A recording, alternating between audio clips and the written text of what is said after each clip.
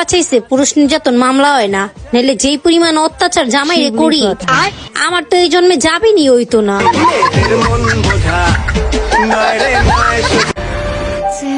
没事说。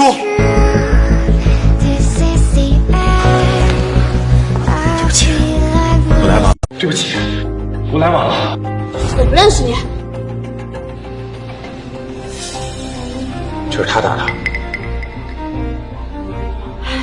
मैं बस एक सूखे पेड़ के सहारे थोड़ी देर सोई थी, लेकिन हैरानी की बात ये थी कि कई सालों से सूखा पड़ा पेड़ अचानक फिर से हरा हो गया। यहाँ तक कि उसके आसपास की बंजर जमीन पर भी हरी घास उगाई। ये देखकर दादाजी ने भगवान से कसम खाई कि वो अपनी इस छोटी किस्मत वाली बच्ची का अच्छे से ख्याल रखेंगे। लेकिन एक साल बाद सब बदल गया। मुझे गोद लेने वाले दादाजी की मौत के बाद उनके परिवार ने मुझे खाना देना बंद कर दिया और मुझे बेचने की सोच ली। तभी एक दयालु औरत ने ये सब देख लिया। वो तुरंत उन्हें रोकने दौड़ी। आखिर में उसने एक टोकरी शकरकंद देकर मुझे बचा लिया। फिर वो मुझे अपनी बेटी बनाकर घर ले गई। लेकिन जब उसके परिवार को ये बात पता चली तो वो बहुत गुस्सा हो गए, क्योंकि उन्होंने कई दिनों से पेट भरकर खाना नहीं खाया था। इसलिए रात के खाने पर उन्होंने जानबूझकर मुझे खाना नहीं दिया। हालांकि मुझे बहुत भूख लगी थी, फिर भी मैंने कहा मुझे भाप वाले बन खाने हैं। लेकिन उन दिनों अमीर लोग भी ऐसे बन नहीं खा पाते थे। लेकिन अगले ही पल आंगन में अचानक बन की बारिश होने लगी। ये देखकर मेरी पालक माँ समझ गई कि मैं कोई साधारण बच्ची नहीं हूँ। अपने शक को पक्का करने के लिए उसने पूछा मुझे और क्या खाना है। मैंने तुरंत कहा मुझे मांस खाना है। थोड़ी देर बाद कई जंगली खरगोश सीधे आंगन में आ गए। ये देखकर दादी और मामा बहुत खुश हो गए। लेकिन सिर्फ पालक माँ जानती थी कि मैं जो भी इच्छा बोलती हूँ वो सच हो जाती है। लेकिन जब पड़ोसियों ने हमारे घर में मांस देखा तो वो रात में चुपके से आए और सारे बन और खरगोश चुरा ले गए। मैं तुरंत चिल्लाई कोई चोरी कर रहा है। मेरी आवाज सुनते ही दादी बाहर दौड़ी, लेकिन पड़ोसियों ने उन्हें जोर से धक्का दे दिया और वो वहीं बेहोश हो गई। मजबूरी में हमें दादी को शहर ले जाना पड़ा ताकि डॉक्टर को दिखा सकें। रास्ते में हमारी मुलाकात एक राजकुमारी से हुई जो गरीबों को दलिया बांट रही थी। उसकी शादी को 5 साल हो चुके थे, लेकिन वो अब तक मां नहीं बन पाई थी। लेकिन उसे देखते ही मुझे पता चल गया कि उसके पेट में 5 बच्चे हैं, 4 लड़के और 1 लड़की। लेकिन राजकुमारी को मेरी बात पर विश्वास नहीं हुआ। तब मैंने समझाया कि उन 5 बच्चों की आत्माएं जन्म नहीं ले पा रही, क्योंकि राजमहल के बगीचे में कोई श्रापित चीज छिपी हुई है। आसपास के लोगों को लगा मैं बेकार की बातें कर रही हूँ, लेकिन राजकुमारी ने मुझ पर भरोसा किया। इसलिए मैं और मेरी पालक माँ उसके साथ राजमहल गए। तभी राजकुमारी के पति ने चेतावनी दी, अगर सच में हमें कोई बुरी चीज मिल गई तो वो मुझे 100 सोने की थैलियां इनाम में देगा, लेकिन अगर कुछ नहीं मिला तो हमें कड़ी सजा दी जाएगी। वो अपनी बात पूरी भी नहीं कर पाया था कि तभी लोगों ने जमीन से एक छोटा पुआल का पुतला निकाल लिया, जिस पर राजकुमारी की जन्म तारीख लिखी थी और उसके पूरे शरीर में चांदी की सुइयां चुभी हुई थी। पार्ट 2 देखना है तो कमेंट करो।